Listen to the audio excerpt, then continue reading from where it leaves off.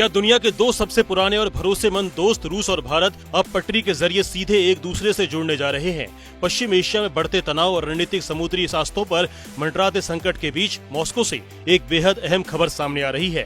रूस के उप मुख्यमंत्री ने भारत और रूस के बीच एक सीधे जमीनी रेल कॉरिडोर की संभावनाएं तलाशने की बात कही है। रूस के राष्ट्रपति व्लादिमीर पुतिन के इस ड्रीम विजन का मकसद बाल्टिक और बैरेंट्स सागर से लेकर सीधे हिंद महासागर तक एक लॉजिस्टिक नेटवर्क तैयार करना है, ताकि कारोबार के लिए समुद्री मार्गों पर निर्भरता को कम किया जा सके। आखिर रूस को इस नए रेल मार्ग की जरूरत क्यों महसूस हो रही है? दरअसल वैश्विक व्यापार के दो सबसे बड़े choke points strait of Hormuz और बोस्फोरस में सुरक्षा से जुड़े जोखिम लगातार बढ़ रहे हैं। दुनिया का 25% तेल और 20% LNG कारोबार अकेले हॉर्मुज से होकर गुजरता है।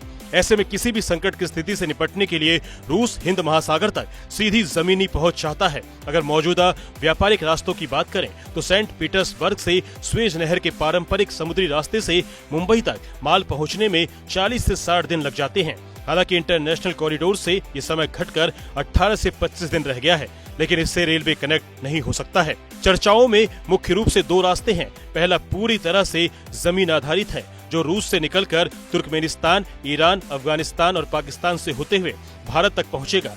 हालांकि पाकिस्तान और अफगानिस्तान के साथ भारत के राजनीतिक और सुरक्षा समीकरणों को देखते हुए इसमें भारी कूटनीतिक चुनौतियां हैं। इसीलिए दूसरे व्यवहारिक विकल्प के तहत इस रूट को कजाकिस्तान, तुर्कमेनिस्तान और ईरान के मौजूदा रेल नेटवर्क से जोड़ते हुए चाबहार या बंदर अब्बास पोर्ट तक लाया जा सकता है, जहां से भारत के लिए कनेक्टिविटी बेहद आसान हो जाएगी।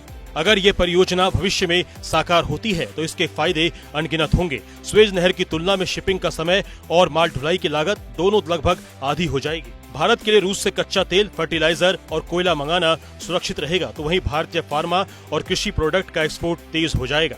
अब सबसे अहम बात यह कि रूस से भारत ट्रेन आने जाने में कितना समय लगेगा। भारत में अब भी तेज रफ्तार ट्रेनों की बात होती है तो वंदे भारत का नाम सबसे पहले आता है, जो चुनिंदा रूट्स पर 160 किलोमीटर प्रति घंटे की टॉप स्पीड छूती है। लेकिन अगर यही ट्रेन या शताब्दी राजधानी जैसी गाड़ियां आपको दिल्ली से सीधा रूस की राजधानी मॉस्को ले जाए तो इस सफर में कितना वक्त लगेगा?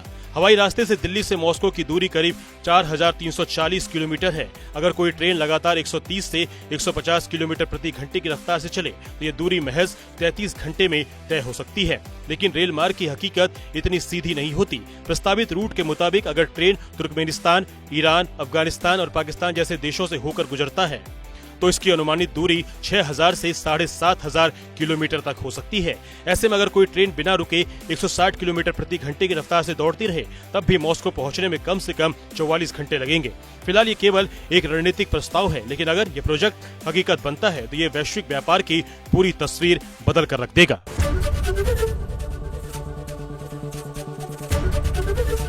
ABP गंगा, खबर आपकी, जुबान आपकी।